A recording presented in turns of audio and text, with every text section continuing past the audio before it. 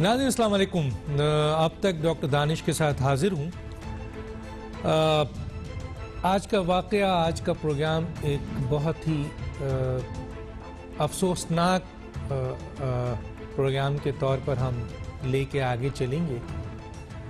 यकीनन इस मुल्क में गुज़िश्ता कई सालों से बहुत दहशतगर्दी हुई और इस मुल्क ने, हालांकि इस पर दहशतगर्दी का इल्ज़ाम लगाया जाता है, लेकिन इस मुल्क ने दहशतगर्दी को ख़त्म करने के लिए 70,000 से ज़्यादा सिविलियन और अपने फ़ौजी लोगों की या अस्करी लोगों की जो है कुर्बानियाँ दी हैं इस मुल्क में।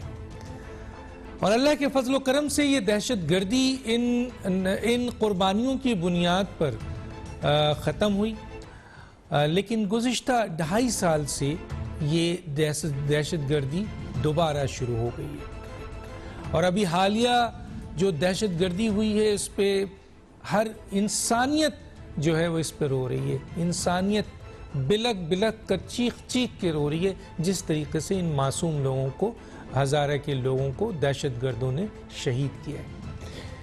कई दिनों से 11 लाशें लेके ये बैठे हुए हैं ये, और इसके मुंतज़िर हैं कि मुल्क की रियासत और मुल्क की हुकूमत उनकी दादरसी करे। लेकिन इस सिलसिले में जो सुनने में आया है कि वज़ीर आज़म जो कि इमरान खान साहब जब अपोजिशन में होते थे तो वो फ़ौरन हज़ारा पहुंच जाते थे, लेकिन वज़ीर आज़म की हैसियत से वो नहीं पहुंचे हैं। इस सिलसिले में जो हमारे गेस्ट हैं उनसे हम पूछेंगे, मामलात उनको डिस्कस करेंगे। एक पैकेज है वो ज़रूर हम देखना चाहेंगे कि पहले यही इमरान खान साहब जब हज़ारा में, क्योंकि हज़ारा के वाक़यात पहले भी हुए हैं और बड़ी शहादतें उन्होंने और बड़ी जो इन लाशें उन्होंने उठाई हैं, तो उस वक्त इमरान खान वहाँ फ़ौरन पहुँचते थे और क्या कहते थे, आइए इस पैकेज में हम देखते हैं। ये एक स्टेटमेंट था जब वज़ीर आज़म नहीं थे, और आज ये स्टेटमेंट है कि वज़ीर आज़म ने ट्वीट किया है कि वो नहीं आ रहे हैं, लेकिन जल्द ही वो कोयटा का दौरा करेंगे। अब देखिए कि हुकूमत की ये क्या कहें, इसके ऊपर कुछ कहेंगे तो कहते हैं आप जो है आप सवाल उठाते हैं हुकूमत पे, तो आप ऐसा मौका क्यों देते हैं। हुकूमत ने जिस मुशीर को, हालांकि ये एथनिक मैटर नहीं है, ये शिया सुन्नी लड़ाई नहीं है, ये दहशतगर्दी की लड़ाई है, उसमें जुल्फी बुखारी साहब को भेज दिया है वज़ीर आज़म साहब ने। और जुल्फी बुखारी उन मासूमों की सामने लाशें पड़ी हैं और उनसे साथ क्या सौदा कर रहे हैं। इसको सौदा नहीं कहेंगे तो क्या कहेंगे, आइए सुनते हैं।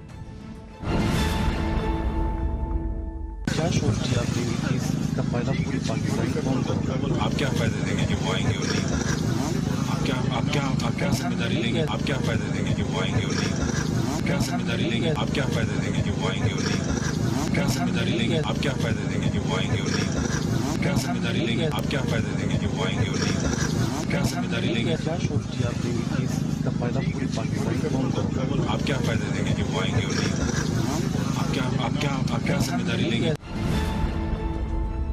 जुल्फी बुखारी उनसे कह रहे हैं कि आप क्या जिम्मेदारी लेंगे जो 11 लाशों की, और कई लाशें उन्होंने उठाई हैं। ये रियासत की जिम्मेदारी होती है लोगों की जान और माल की। वो उनसे पूछ रहे हैं कि आप क्या जिम्मेदारी लेंगे, और दूसरा उससे भी ज़्यादा अहम सवाल कि आप क्या फ़ायदा पहुंचाएंगे वज़ीर आज़म को। अब इस पर क्या कमेंट्स करूं, अपने मेहमानों से पूछूंगा। मेरे पास जो गेस्ट हैं आइए उनका तारुफ कराते हैं। मेरे साथ अनाउल्लाह साहब MNA हैं, सदर मुस्लिम लीग नून पंजाब के, आपका बहुत शुक्रिया ज्वाइन किया। मेरे साथ होंगे सेनेटर जाहिद खान साहब, मरकज़ी deputy secretary general Pakistan Democratic Movement, आप भी हमारे साथ होंगे। सरदार अख्तर मैंगल साहब, सदर बलूचिस्तान नेशनल पार्टी, आप भी हमारे साथ होंगे। और डॉक्टर रमेश कुमार MNA पाकिस्तान तहरीक इंसाफ, आप भी हमारे साथ होंगे। एक छोटा सा ब्रेक लेते हैं और वापस आते हैं।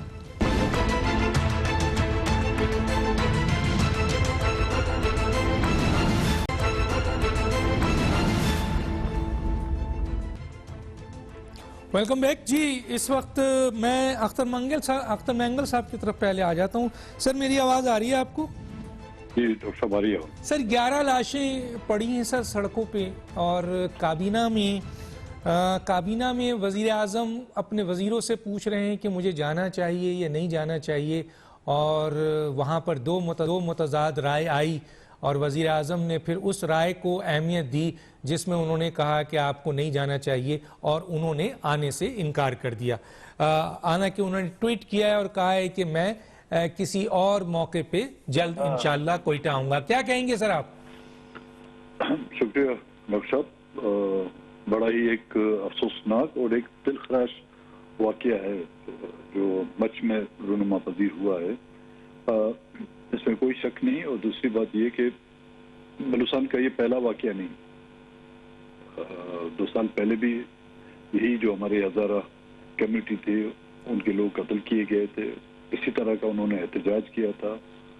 वज़रा भी आए, हुकूमती अराकीन भी आए, लेकिन आज तक उसका कोई नतीजा नहीं निकला।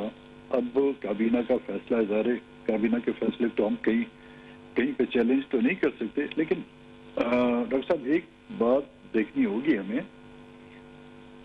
कुछ अर्से पहले न्यूजीलैंड में मुसलमानों एक मस्जिद में एक सफेद फार्म ने घुसकर वहां पर फायरिंग की। 2-3 मस्जिदों में कई लोग वहां पे शहीद किए गए। वहां की भी एक वजीर आजम थी जो एक गैर मजहब थी, उसका मुसलमानों के मजहब से कोई ताल्लुक नहीं था, लेकिन वो अवाम की नुमाइंदा एक वजीर आजम थी। गैर मजहब होते हुए भी उसने उन शोदाओं के जो वहां पे शहीद किए गए थे उनकी तमाम मजहबी रसूमात में जो है शिरकत की। न कि सिर्फ शिरकत की बल्कि उस कम्युनिटी, मुसलमान कम्युनिटी की हौसला अफजाई की। और यूरोप में जो हिजाब पहनकर जो है उस पर एक पाबंदी लगाई जा रही थी, उसने उसी हिजाब को पहनते हुए मस्जिदों में आकर उनसे हमदर्दी का इजहार किया और उनके साथ खड़ी रही। ये फर्क होता है एक मुंतखब वज़ीर आज़म में और एक सिलेक्टेड लोगों में, जिनको ये एहसास हो। इसके लिए मेरे ख्याल में कोई काबीना की इजाजत की जरूरत नहीं होती। लेकिन आपने जो अपने आवाज जो सुनाई थी हमें, मैं तो सिर्फ आवाज ही सुन रहा था, इमरान खान साहब की तस्वीर तो नहीं देख सकता। ये मुझे वो इमरान खान जो है वज़ीर आज़म की कुर्सी पर बैठने के बाद, वो इमरान खान अब हमें पाकिस्तान में नजर नहीं आ रहा। वो शायद कहीं हमारे बलूचिस्तान के लोगों की तरह गुमशुदा में तो शामिल नहीं किया गया है। और दूसरी जो बात आपने की थी डॉक्टर साहब के बलूचिस्तान के दौरे या यहाँ का दौरे बैरून मुमालिक के किए जाते हैं। अपने मुल्क के किसी हिस्से में जहाँ पर के इस तरह के वाकयात हों, वहाँ पे दौरे नहीं किए जाते, वहाँ पे पहुंचा जाता है। वहाँ पे फौरन उन लोगों की दाद रसी के लिए, उससे इज़हार हमदर्दी के लिए आपको पहुंचना चाहिए, अगर वो अपने आप को एक जिम्मेदार वजीर आजम समझते हैं। अपने मुशीरों को बेचकर मेरे ख्याल में इन्होंने हमदर्दी नहीं की, बल्कि उनके जख्मों पर नमक पाशी की है।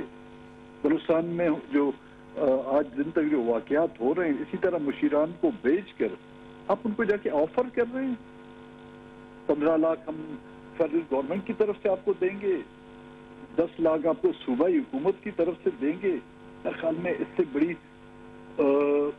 तजलील और कुछ हो ही नहीं सकती जो मौजूदा हुकूमत उन जो लाशें अभी तक लोगों ने दफनाई नहीं। आप ये तो सोचें, इंसान का जो करीबी रिश्तेदार या उसका कोई चाहने वाला अगर उसकी डेथ हो जाती है तो कोशिश करते हैं जितना जल्दी हो सके उनको दफनाएं, लेकिन वो दफना नहीं रहे। उसके पीछे आप वजूहत तो देखें कि वो अभी तक इनसिक्योर फील कर रहे हैं। वो लाशें आपको दिखाना चाहते हैं कि डूब मरो, ये देख के डूब मरना चाहिए आप लोगों को कि ये देखो हमारे साथ क्या असर हो रहा है। और ये पहला वाकया नहीं है, इससे पहले भी कई वाकयात हो चुके हैं। आप उनको कंपनसेट कर रहे हैं, लेकिन ये तो बताया जाए कि उन दहशतगर्दों को आपने कैफरे किरदार तक आज तक पहुंचाया।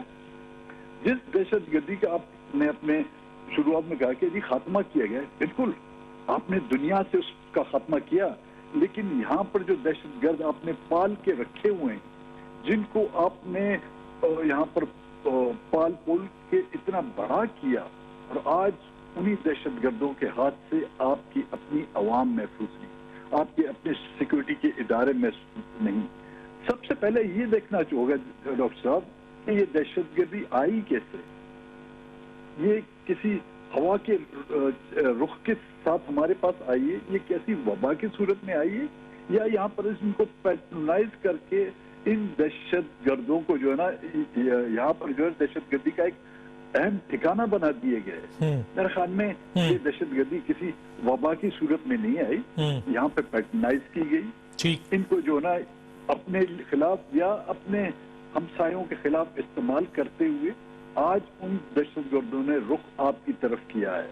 ये बात नोट कीजिए। ठीक है सर, मैं आगे चल के बात करूंगा आपसे एक और अहम इशू पे। मैं आता हूं जनाब राना सनाउल्लाह साहब की तरफ। राना सनाउल्लाह साहब, एक तरफ तो वजीर आजम नहीं आए, लेकिन जो मुशीर आए हैं, ना तो ये एथनिक मैटर था, अगर मुशीर भी आते तो इंटीरियर के आते, कोई सिक्योरिटी के आदमी आते, जुल्फी बुखारी को भेज दिया और फिर उन्होंने जो कहा है पूरी दुनिया में वो स्टेटमेंट चल रही है। क्या कहेंगे सर पूरी सिचुएशन को? देखें, जिस तरह से सरदार अख्तर मैंगल साहब ने बात की है, ये इतना यानी दिल हिला देने वाला, इतना अफसोसनाक वाक़या है कि इसको लफ्ज़ों में इस दुख को जो है वो बयान नहीं किया जा सकता। यानी दहशतगर्दी में लोगों की शहादत का, हलाकत का अफसोस तो होता है, लेकिन इस वाक़े में जिस तरह से इन लोगों को जो है वो हलाक किया गया, जितना खौफनाक और यानी जो है वो बेहिस और ज़ालिमाना तरीका अपनाया गया, वो जब सारी बात जो है वो मीडिया पे या ख़बर में आती है कि इस तरह से इन लोगों को हाथ पांव बांध के तो जो है इन लोगों को हलाक किया गया, तो आप यकीन करें कि कमज़ोर दिल आदमी जो है वो बात सुन नहीं पाता, बर्दाश्त नहीं कर पाता। अब इस वाक़े के बाद अगर तो ये मामला जो है ये इसी तरह से बयानात की हद तक, यकीन दहानियों की हद तक, अफसोस की हद तक उन्होंने धरना दे दिया, लाशें जो हैं, डेड बॉडी जो है शोहदा की, वो सड़क पे रख दी, और उसके बाद जो है ये यकीन दहानी हो जाती, जिस तरह से इससे पहले भी होता रहा है, तो चलें ये मामला जो है ये आगे बढ़ जाता। उसके बाद फिर उसके ऊपर क्या अमल होना है, वो जो पहले होता रहा है उससे कोई मिलता जुलता ही होगा, कोई ज़्यादा या कम तो शायद नहीं होगा।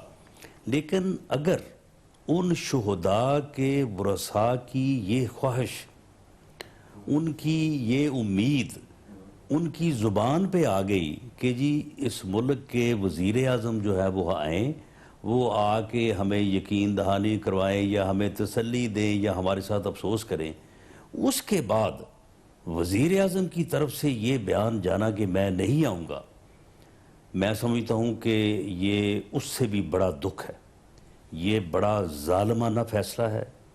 और ये कोई इंसान जो है, कोई पत्थर दिल इंसान ही ये फ़ैसला कर सकता है, कोई जो है वो इंसानी एहसासात रखने वाला इंसान जो है वो ये फ़ैसला नहीं कर सकता। और ये इंतहाई अफसोसनाक है, इंतहाई काबिल मुज़म्मत है। सर, इनके मुशीर ने जो स्टेटमेंट दिया उस पर कमेंट्स करेंगे सर? इसकी मुज़म्मत करनी चाहिए। उनके मुशीर ने जो जुल्फी बुखारी, वो तो खैर से देखें जी, मशीर क्या, वो तो करता धरता है, सारा कुछ है ही, वो मशीरों के भी वो करता धरता है, मशीर रखने वाले हैं वो, उनकी जो वसीयत है और जो उन्होंने अल्फाज बयान किए हैं वही बाद में जो है ये इस यानी मेंटालिटी में ये बिल्कुल अख्तर मैंगल साहब ने दुरुस्त कहा है कि ये दौरे की तो बात ही कोई नहीं है, ये तो भाई अपना मुल्क है, अपना घर है, आप पहुँचे इस सदमे पे, आप पहुँचे, चलें अगर आपको बहुत ज़्यादा ख़तरा है तो चलें आप वहाँ पे जाके चीफ मिनिस्टर हाउस में बैठ जाएं या किसी और सरकारी जगह पे बैठ जाएं और उनसे करें कि जी मैं आपके पास नहीं आ सकता, बहुत ख़तरा है, तो आप मेरे पास आ जाइए, यकीनन वो आ जाएंगे। लेकिन ये बहुत जुल्म है और मैं समझता हूँ कि इस बयान की न सिर्फ मजम्मत होनी चाहिए बल्कि इस वज़ीर आज़म का इस बयान के ऊपर मुहासबा होना चाहिए और ये मुहासबा जो है ये पूरी कौम को करना चाहिए। ठीक है सर, मैं आता हूँ जनाब रमेश साहब की तरफ आता हूँ। रमेश साहब, मैंने वो एक स्लॉट भी दिखाया, शायद आपने सुना होगा कि जब वज़ीर आज़म नहीं थे, इमरान खान अपोजिशन लीडर थे और यही वाक़यात पहले हुआ था, तो वो कोयटा में पहुँच कर उन्होंने बड़ी सरजनिश की थी उस वक्त के हुक्मरान पे कि उनको आना चाहिए। आज वो खुद वज़ीर आज़म है लेकिन उन्होंने जाने से इनकार कर दिया, क्या कहेंगे सर? मैं समझता हूँ कि ऐसे इंसिडेंट होने नहीं चाहिए मगर हमारे कम्युनिटी के साथ ये पहली मरतबा नहीं, काफी मरतबा उनके साथ हो चुकी है। प्राइम मिनिस्टर का जाना नहीं जाना, जाते हैं तो भी अच्छी चीज है, नहीं जाते हैं तो भी इतना कोई मसला नहीं है। आपने जो कोट किया कि खान साहब ने माजी में ये कहा था कि प्राइम मिनिस्टर हुक्मरानों को जाना चाहिए, ये पाकिस्तान के अंदर एक अपोजिशन की प्रैक्टिस रही है कि चाहे अपोजिशन में कोई भी जमात हो, वो जब हुकूमत में होती है तो और सोचती है, जब अपोजिशन में होती है तो और सोचती है। तो आप ये सारी पॉलिटिकल पार्टी की एक प्रैक्टिस है, चाहे PMLN हो, चाहे PTI हो, चाहे पीपल्स पार्टी हो, तो उसको तो आप नई चीज नहीं समझेंगे उन्होंने क्यों कहा था। मैं तो हमेशा ये कहता हूँ कि भाई धरना माजी का भी गलत था, यदि धरना और लॉन्ग मार्च सभी के भी गलत है। मैं कहता था कि माजी में भी अपोजिशन जिस तरीके से हुकूमतों को टारगेट करती थी वो भी गलत है, आज जो कर रही है वो भी गलत है। मगर as a senior politician, senior सियासतदान, उसको मेरे ख्याल में पार्लियामेंट की अहमियत को देखते हुए और तरीके से सोचना चाहिए कि हम पार्लियामेंट को कैसे और उससे कम बनाएं। अगर वो भी हिस्ट्री से नहीं सीखते हुए अगर ऐसे हालात पैदा करेगा तो मैं समझता हूँ तो फिर वो हिस्ट्री से कुछ सीखा ही नहीं है। हिस्ट्री बार बार दोहराने के लिए नहीं होती है, हिस्ट्री सीखने के लिए होती है। मैंने आपके जो गेस्ट बैठे हुए हैं, मैंने तो किसी का सुना नहीं, मेरे पास किसी का आवाज, क्योंकि मैं ट्रैवल कर रहा हूँ तो मुझे किसी का आवाज तो सुनाई नहीं दिया। मगर मैं समझता हूँ जो भी आपके साथ गेस्ट है, कम से कम उनको भी अपनी लीडरशिप को, मैं नून लीग में था तभी हक और सच की बात करता था, कभी उन चीजों को कहता था कि नहीं होना चाहिए। ऐसे नहीं होना चाहिए कि मौलाना फजल रहमान जब मेरे साथ बैठा था, इमरान खान का धरना लगा, तब जो है वो कहने लगा कि ऐसे कोई धरने लांगबाज में हुकूमतें जाती है क्या, मगर अब जो है वो कहता है कि हम ऐसे करेंगे। ऐसी चीज नहीं होना चाहिए। आप उधर हैं तो एक बात करें, उधर हैं तो दूसरी बात करें, या राइट बैठे या लेफ्ट बैठे, आपका मौकफ एक होना चाहिए, उसके अंदर कम से कम तब्दीली नहीं होना चाहिए। आपने मुझे सवाल का जवाब नहीं दिया कि वजीर आजम के मुंतजिर हैं वो लोग 4 दिन से 11 लाशें लेके, तो वजीर आजम को जाना चाहिए या नहीं जाना चाहिए? देखिए, किसी भी चीज में अन्ना या जिद नहीं होनी चाहिए, मगर जब आदमी कभी कोई ऐसे हालात पैदा होते हैं तो वहाँ पे जाने में भी हर्ज नहीं है। अगर कहीं पे भी ऐसे कोई मर्डर हो जाए, लोग शहीद हो जाएं और वहाँ पे कहें कि प्राइम मिनिस्टर फौरी खुद प्राइम मिनिस्टर पहुंचे, बहुत मरतबा ऐसे वाक़या हुए हैं जहाँ पे प्राइम मिनिस्टर जाता है, मगर इस तरीके से कोई जिद करके बैठता है कि हमारे पास प्राइम मिनिस्टर आएगा, तो मैं समझता हूँ उनका जिद भी मुनासिब नहीं है। मगर अगर प्राइम मिनिस्टर चले जाते हैं तो वो भी कोई ऐसी बड़ी बात। सर, बड़े सियासतदान हैं आप। रमेश कुमार साहब कोई मामूली सियासतदान नहीं है, सियासी बयान दे दिया उन्होंने। जी जनाब, अवामी नेशनल पार्टी की तरफ आता हूं मैं, सेनेटर जाहिद खान साहब की तरफ। कैसे देखते हैं सर, क्या कहेंगे इन वाकयात पे? देखिए डॉक्टर साहब, मुझे तो रमेश कुमार की बातों पे बहुत हैरत हुई कि उसने कहा कि अगर वो मुतालबा न करे और मुतालबा उनको नहीं करना चाहिए, जाना है आज प्राइम मिनिस्टर ने तो भी ठीक है, नहीं भी जाना तो भी ठीक है। ये कैसे बातें कर रहे हैं? क्या ये जो अवाम है जो वहाँ पे 11 शहीदों की लाश पड़े हुए हैं और लोग 4 से 5 दिन से -7 और 8 डिग्री पे आसमान तले बैठे हुए हैं और वो ये मुतालबा कर रहे कि प्राइम मिनिस्टर आए तो प्राइम मिनिस्टर को क्या हो जाएगा अगर वो चला जाए, क्यों नहीं जाते हैं? या ये, लेकिन बदकिस्मती कि ये सेलेक्टेड प्राइम मिनिस्टर है तो जाहिर है कि आवाम से उनका क्या वास्ता है। अगर आवाम से वास्ता होता और एक इलेक्टेड प्राइम मिनिस्टर होते तो वो जरूर जाते, जिस तरह अख्तर मिंगल साहब ने न्यूजीलैंड के वज़ीर आज़म की बात की। अब मुझे आप बता दें कि 40 साल से जो हमने लश्करें पाले हैं वो लश्करें आज हमारे गले खुद पड़ रहे हैं। और आपको याद होगा 2013 में जब इनकी हुकूमत आई खैबर पख्तूनख्वा में, तो उससे हमें दहशतगर्दों के खिलाफ हम लड़ते रहे। हमने अपने बहुत सारे वजीर, बहुत सारे लीडर्स शहीद करवाए, बहुत सारा नुकसान करवाया, लेकिन हम आवाम के साथ खड़े रहे। तो जब ये आए तो इसने कहा कि मैं परवेज खटक को कहता हूँ कि आप तहरीक तालिबान पाकिस्तान को पेशावर में ऑफिस खुलवा दे। ये देखिए, ये अनहोनी नहीं है तो और क्या हो सकता है कि मुल्ला मसूद को जब मारा गया तो यही इमरान खान ने उस पर अफसोस का इजहार किया। अब ये जो हमने पहले कभी अफगानिस्तान में जिहाद के नाम से रूस अमेरिका और रूस की लड़ाई में हमने खो दिया था, उससे पहले हमने लश्करें बनाई हैं और आज भी उस लश्करों को हम ऑन कर रहे हैं। आप बलूचिस्तान में जिस तरह की सूरत हाल है, लोग किडनैप होते हैं, पता नहीं होते हैं कि कहाँ जाते लाशें मिलती हैं। तो आप वहां से मुज़ाकरात, अगर आप हिंदुस्तान के साथ मुज़ाकरात करते हैं तो वहां की जो नेशनलिस्ट फोर्सेस है उनसे क्यों नहीं करते हैं? वहां क्यों आप कबायली इलाकों में जो अभी मर्जर हुए सूबे में, आप वहां पे आप जो फौजी एक्शन करते हो, तो एक्शन से तो आप खुद कहते हो कि फौजी मसला हल नहीं है, फौज का एक्शन मसला नहीं है हल, तो फिर उसके लिए जरूरी है कि मुज़ाकरात करे। लेकिन बदकिस्मती ये है कि जब एफएस का वाकया हुआ और उसके बाद नेशनल एक्शन प्लान पे सारे पॉलिटिकल पार्टी इस मुल्क के बैठे और उस नेशनल एक्शन प्लान बना, आज तक डॉक्टर साहब उस पर अमल नहीं हुआ।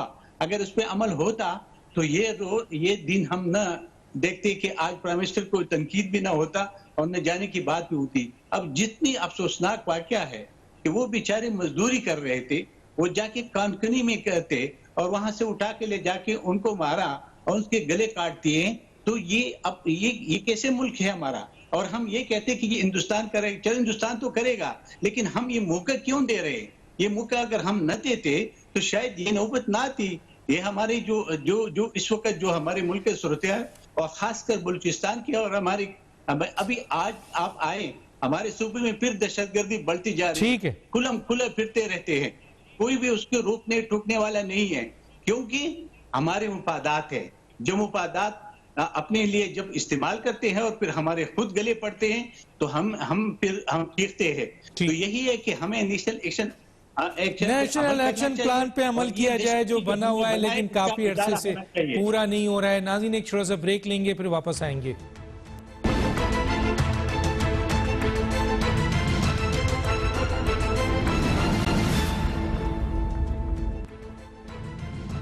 Welcome back. अख्तर मेंगल साहब, एक शख्स का ये स्टेटमेंट था, मैं आपको कोट कर देता हूँ।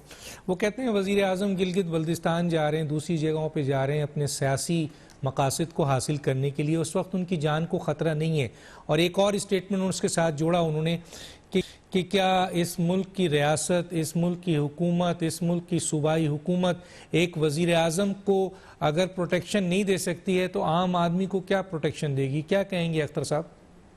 डॉक्टर साहब, बिल्कुल मेरे ख्याल में ये जिस किसी ने भी ये स्टेटमेंट दिया है इसमें कोई दो राय नहीं कि एक वजीर आजम जिस मुल्क में महफूज ना हो तो वहाँ पे वजीर आलम महफूज ना हो, उनका सिक्योरिटी कहते हैं रिस्क ज्यादा है, तो आम लोग तो भेड़ बकरियों की तरह होंगे।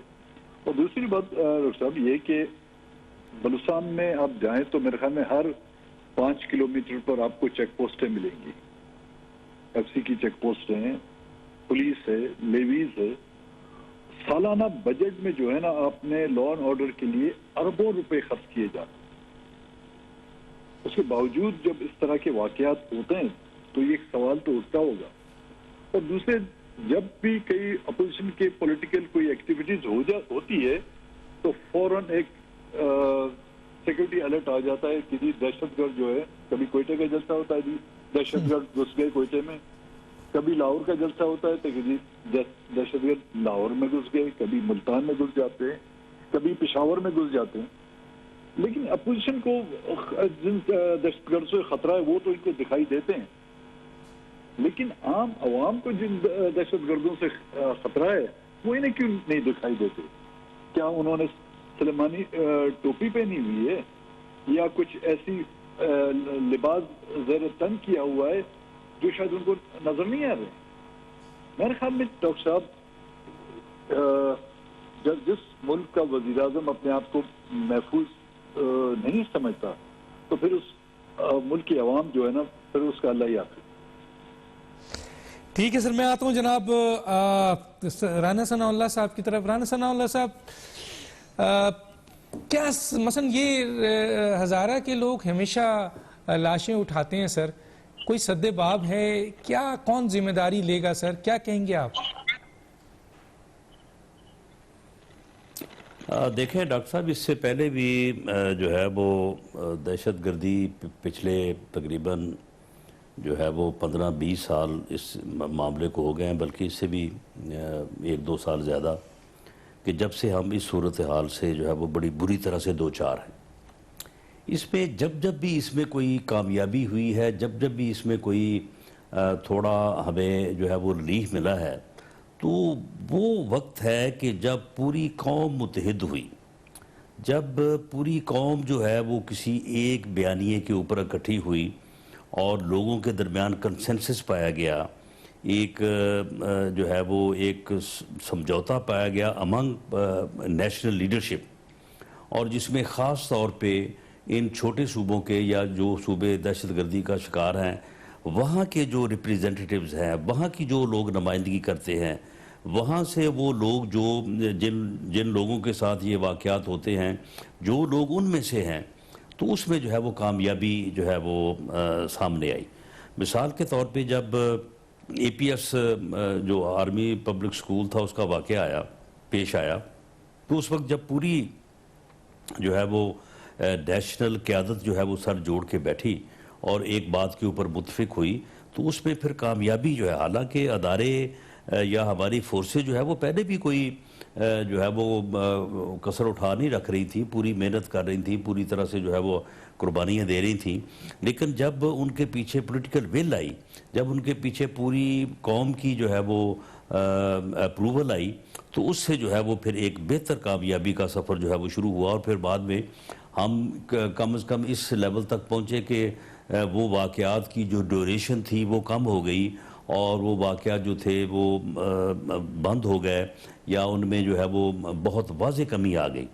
तो मैं समझता हूँ कि इस वक्त भी पिछले तकरीबन 3-4 माह से जो है वो ये वाक़यात हो रहे हैं और रिपोर्ट भी हो रहे हैं, लेकिन इनको एक तो अंडर रिपोर्ट किया जाता है, दूसरा ये है कि हुकूमत जो है वो मसरूफ़ है अपोजिशन को फतह करने में।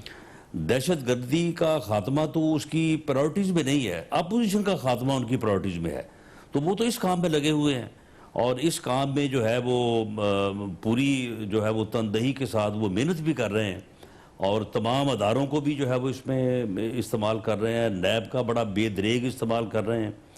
तो फिर ऐसी सूरत हाल में तो फिर ये हालात जो हैं ये जिस तरफ जा रहे हैं उसी तरफ ही जाएंगे, और अगर इनको किसी ने वापस लाना है तो फिर तो वही एक नेशनल कंसेंसस जो है मेरी नाकस राय में, तो उसके अलावा इसका कोई और हाल सर एक दो लाइन का जवाब मैं चाहूंगा इसके ऊपर भी कि क्या किसी ने ये भी कहा कि खान साहब की क्रेडिबिलिटी पे बड़ा क्वेश्चन है क्योंकि उन्होंने कौम से जो वादे किए वो पूरे नहीं किए, इत्तेहादियों के साथ रिटर्न एग्रीमेंट किया वो पूरा नहीं किया, लब्बैक के साथ अभी वादा किया था वो पूरा नहीं हुआ, तो हज़ारा के साथ अगर जाते तो क्या वादा करके आते, क्या कहेंगे राना साहब?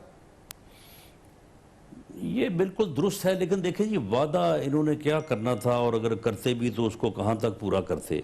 लेकिन देखें एक मुसीबत की घड़ी में एक गम से नडाल जो है वो ख़ानदान, अगर वो उनकी ये ख्वाहिश उनके दिल में उठ आई है या उनके दिल में ये ख्वाहिश पैदा हुई है कि इस मुल्क का वज़ीर आज़म जो है वो हमें आके दिलासा दे, वो हमारे साथ आके बैठे, तो मैं समझता हूँ कि इतनी मासूमाना ख्वाहिश को इस बुरी अंदाज में जो है वो ठुकराना, मैं समझता हूँ कि ये तो कोई पत्थर दिल इंसान ही ऐसा कर सकता है। ये तो वैसे ही जो है वो इंसानियत से आरी बात है। ठीक है डॉक्टर रमेश कुमार साहब, मेरा सवाल आपसे ये जो सवाल उठाया राना सलमान ने, अगर आपकी हुकूमत ने 2.5 साल में मीडिया और सियासी अपोजिशन से इंतकाम की जो पूरी एनर्जी और ताकत है आपने इस पे खर्च की हुई है, PDM को तोड़ने पे आप लगे हुए हैं, अगर इसी नेशनल एक्शन प्लान पे जो ऑलरेडी 10-20 नुकात उसके हैं उस पर काम किया होता और गवर्नेंस पे काम किया होता तो अवामी मसाइल भी सॉल्व होते और सिक्योरिटी के मैटर भी हल होते। क्या कहते हैं रमेश साहब? नेशनल एक्शन प्लान बहुत इम्पोर्टेंट था और है। मैं समझता हूँ नेशनल एक्शन प्लान को माजी में भी जिस तरीके से हैंडल किया गया है, चीफ मिनिस्टर उसको चेयर जरूर करता था हर सूबे के अंदर, मगर मैन उधर रोल कोर कमांडर का होता था, GOC से होता था, जो जिस लोगों ने जिस तरीके से उन्होंने मैनेज किया, और मगर इंटीरियर की तरफ से चौधरी निसार जैसा बता था, जरूर चौधरी निसार एक आंतरिक बता था, उसकी वजह से तो उसकी क्रेडिट फिर चौधरी निसार की मेरी तरह जो है वो अब आपको क्या बोलो, अब थोड़े चीज को, मगर मेन इशू ये है कि नेशनल एक्शन प्लान तो अपनी जगह पे है, ये वाकयात बार बार जो हो रहे हैं उसके लिए हमें बिल्कुल, जैसे माजी में हम सारे मिल के, सारी पॉलिटिकल पार्टी मिल के एक बिल के साथ आगे बढ़े थे, हमें इंटरनल यूनिटी जरूर दिखानी चाहिए। अगर जब तक हम इंटरनल यूनिटी नहीं दिखाएंगे तब तक आपको पता है कि जो भी हमारे मुल्क को जो इमेज खराब करना चाहते हैं या उनको डिस्टर्ब करना चाहते हैं, या इंटरनेशनल फोर्सें जो हमारे मुल्क के अंदर अपना इन्फ्लुएंस यूज करना चाहती है, वो उस मौके का बहुत फायदा लेती है। मैं समझता हूँ कि इस वक्त जो भी पॉलिटिकल लीडरान है वो कम से कम पाकिस्तान की महबूबतनी का सबूत ये दें कि आप सिर्फ पाकिस्तान में रहे नहीं, मगर पाकिस्तान के लिए कम से कम अपनी अन्ना, अपनी जिद, अपनी सियासत को छोड़ के कम से कम मुल्क के लिए इकट्ठे हो जाए। आप देखेंगे इस वक्त जो इस्लामी ब्लॉक की सिचुएशन लगी पड़ी है, इस वक्त हमारे पुराने जो सबसे देरिंगा साथी सऊदी है, वो भी आप देखेंगे उसकी अपनी एक सोच है, और सारी तकरीबन जो ये गल्फ कंट्रीज हैं, अब कोविड का भी उनके साथ कतर का भी हो गया, तो हम ऐसे नहीं हो कि ओआईसी के इस शक्ल में हम जो है वो बिल्कुल अकेले हो जाए, मगर हम ये भी नहीं चाहते हैं कि क्या आप अकेले नहीं हो गए हैं सर? आप मुल्क के अंदर भी अकेले हो गए हैं और मुल्क के बाहर भी अकेले हो गए हैं। एक लाइन का कमेंट है, मैं आगे चलता हूँ। नहीं डॉक्टर दानिश, इस वक्त मैं समझता हूँ कि हम जिस तरीके से एक न्यूट्रल बात लेके चल रहे हैं उसमें नहीं हम ईरान और तुर्की मलेशिया की बात करते हैं, नहीं इसकी बात करते हैं, मगर मैं समझता हूँ फिर भी और ज्यादा न्यूट्रल होने की जरूरत है। मगर वो कंट्रीज जो उनको पता है कि पाकिस्तान के अंदर इंडियन पॉलिटिकल पार्टी का भी स्टेक है, वो उन पार्टी को यूज करती है और फिर वो पार्टियां उनकी बोर्ड में जाके बैठ जाती है और इस तरीके से हुकूमत को डिस्टेबलाइज करने की कोशिश की जाती है। इन सारी चीजों का हल ये है कि उसमें सफर कौन करता है? सफर पार्टियां तो कहीं न कहीं से फायदा ले लेती है, जैसे हम इस्टेब्लिशमेंट के ऊपर हमेशा इल्जाम लगाते हैं कि पाकिस्तान की इस्टेब्लिशमेंट नहीं किया। पाकिस्तान के अंदर इस्टेब्लिशमेंट अगर कहीं पे इस्तेमाल हुई है तो उसको इस्तेमाल करने वाले भी हमारे पॉलिटिशियन थे। ठीक है सर, तो ठीक है, हम उन चीजों से काम भी लेते हैं, फिर उनके ऊपर इल्जाम ठीक है, ठीक है सर, ठीक है, ठीक है, मेरे ठीक है, मैं आता हूँ जनाब जाहिद खान साहब। जाहिद खान साहब ये कह रहे हैं कि, और राना सनाउल्लाह साहब ने भी कहा कि जब हुकूमत के पीछे पूरी कौम होती है और अपोजिशन की तमाम सियासी पार्टियां एक पेज पे होती हैं तो फिर बड़ी से बड़ी दहशतगर्दी को शिकस्त दी जाती है, और वो हमने देखा कराची में PMLN के दौर में बहुत बड़ी दहशतगर्दी को शिकस्त दी गई, सवात में पीपल्स पार्टी के दौर में शिकस्त दी गई, आप KPK में दी गई आप लोगों के साथ। तो क्या वजूहत है सर? आज तो मौजूदा हुकूमत कैसे लड़ेगी दहशतगर्दी से? बज़ाहिर तो वो अपने ही सियासतदानों से, अपने ही अपोजिशन से, अपने ही अवाम से, अपनी ही मीडिया से लड़ रही है।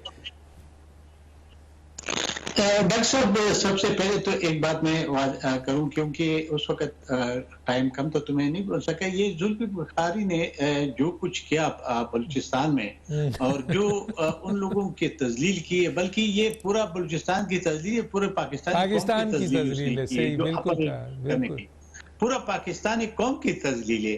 और ये दुनिया में हम क्या मुंह दिखाएंगे कि हमारे ऐसे लोग नुमाइंदगी कर रहे हैं? वो अलन की नुमाइंदा नहीं है, वो तो पता नहीं कहां से उठ के आ गया और इधर बैठ गया, वो और वो जो 2 बंदे भेज दिए।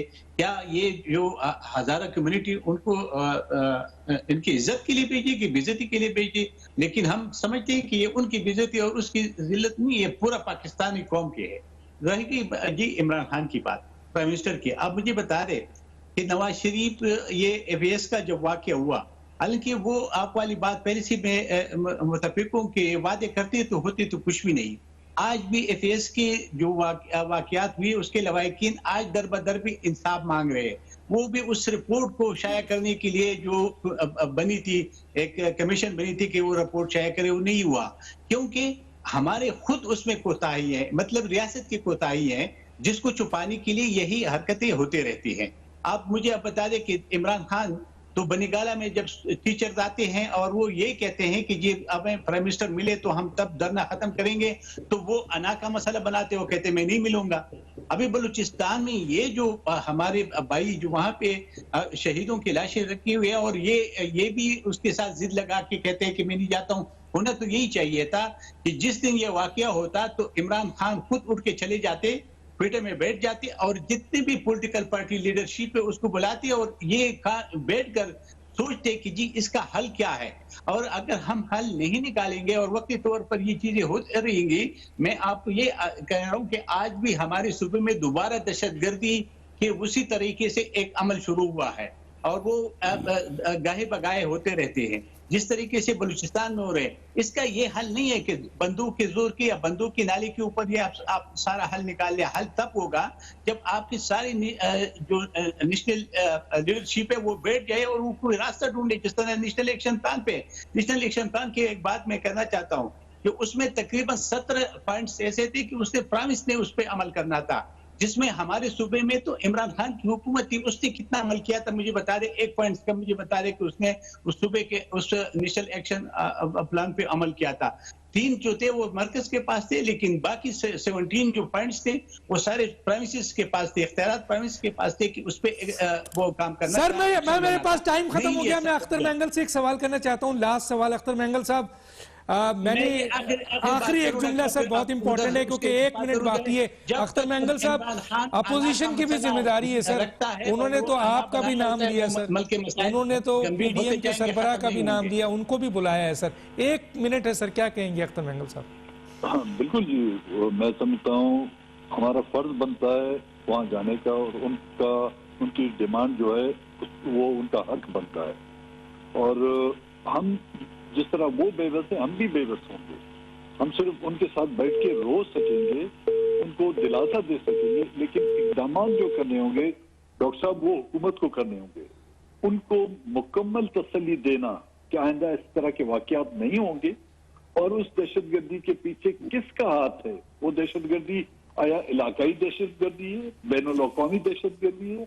अगर बैनुल-अक़वामी दहशतगर्दी है भी तो वो बैनुल-अक़वामी दहशतगर्द यहाँ तक पहुंचे कैसे?